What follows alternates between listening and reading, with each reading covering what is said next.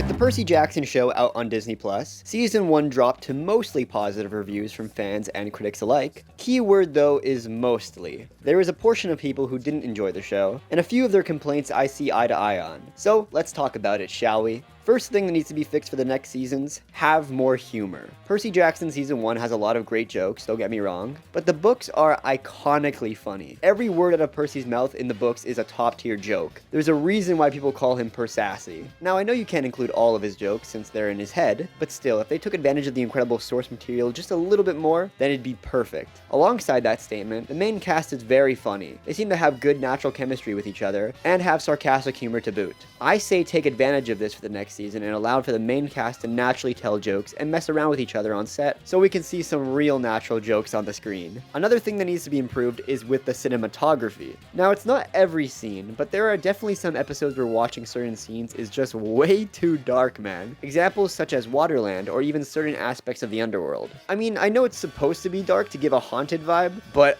it's so dark, like I can't see anything. I'm just like, come on, man. Another thing that we need to see improved are the action scenes. Now, for the most part, I enjoyed what we got. However, going forward, I would like to see them really amp up the quality of the fight scenes. As it stands, they don't convey the coolness factor that I usually correlate with the Percy Jackson fights within the book series. Now, of course, as the series goes forward, the fight scenes naturally get better, but I hope they really take advantage of that and make some truly spectacular looking, just big friggin' fight scenes, man, because they're gonna be so cool later on in the series. Another thing that needs to be improved would be to lessen the exposition going forward. Now, I'm not going to hold it against Season 1, because the Percy Jackson world is huge, and honestly, I'd be a little bit more annoyed if they didn't explain everything they did in Season 1. However, at times, it did take away the fun of the show, as instead of having enjoyable character banter, it would instead replace those moments with explaining the world, which, for me, going forward, I would want less of that and more of the characters just living in the world without things needing to be explained to us for us to understand it. You know, like they go to a place, oh no, what are we gonna do? Well, guess we gotta figure it out. Oh no, we suck at figuring this out. Wait, I have an idea. Yay, we did it. That kind of stuff. I just want them to be more present in the story.